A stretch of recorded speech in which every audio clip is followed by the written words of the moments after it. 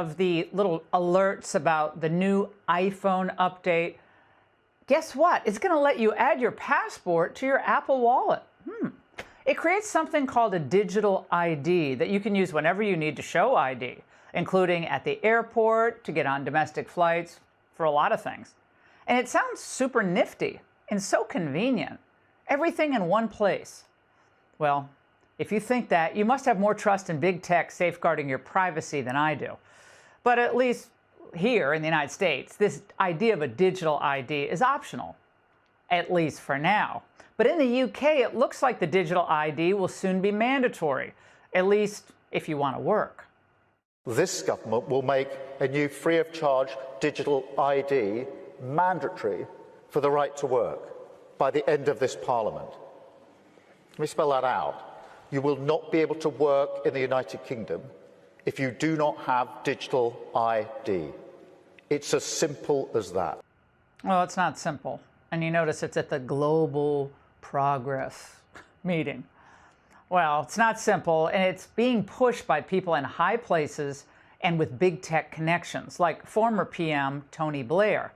And the digital ID debate has caused an uproar among the Brits, concerns about privacy, civil liberties, perhaps geofencing, tracking, social credit systems, well, a lot of nefarious motives. But tech billionaires Bill Gates and Larry Ellison, they're totally on board. The NHS in the UK has an incredible amount of population data, but it's fragmented. It's not easily accessible by these AI models. We have to take all of this data we have in our country and move it into a single, if you will, unified data platform. A unified data platform. Well, what could possibly go wrong with that? Independent journalist Michael Shellenberger has been digging into the digital ID issue. He just released a lengthy piece on this on his Substack called Public. He joins us now with his thoughts. Michael, look, the argument is it's like it'll help thwart illegal immigration, ID fraud, streamline healthcare services. Sounds fantastic. What the heck's the problem? Right. Hey, great to be with you, Laura. Yeah, I mean, another conspiracy theory that has started coming true. I mean, we saw this announcement in September. It took everybody by surprise.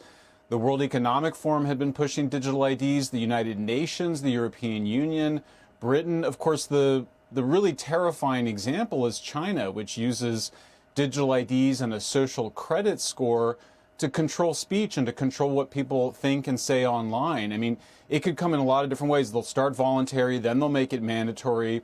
They'll have rewards, and then they'll have punishments.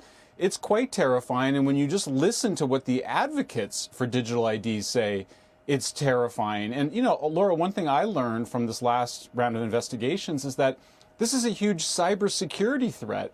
The idea that, I mean, imagine if you get hacked in one of the many websites that you log into. Imagine everything suddenly being hacked because it's all centralized in a single place.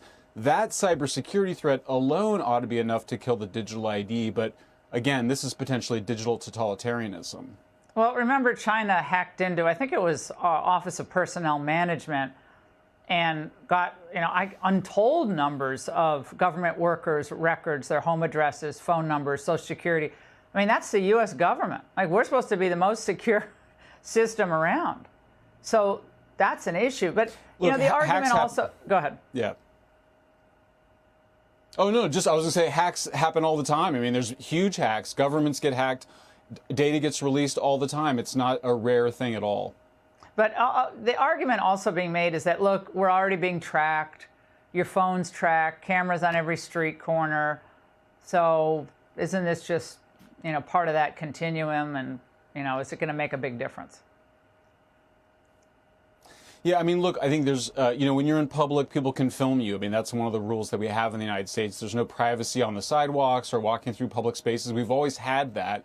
What they're proposing to do is to make it mandatory for this will disallow people to be anonymous online, which is something that the Supreme Court has long protected as a part of our First Amendment.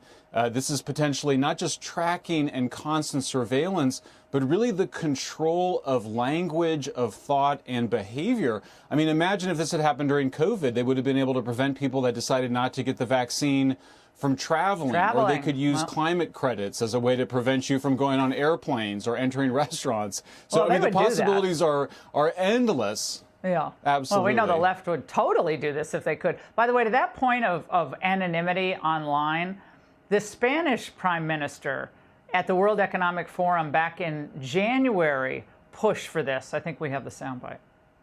I propose putting an end to anonymity on social media. Citizens have the right to privacy, not to anonymity or impunity. We must push forward the principle of pseudonymity as the functioning element of social media, and force all these platforms to link every user account to an European digital identity wallet. Ah, there it is. There you have it. Real quick.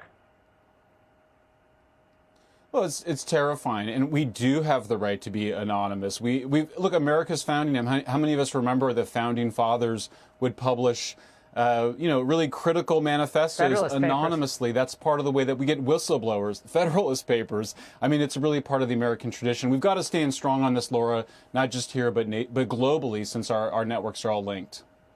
Michael, we will stay on this. Thank you very much for the info and analysis.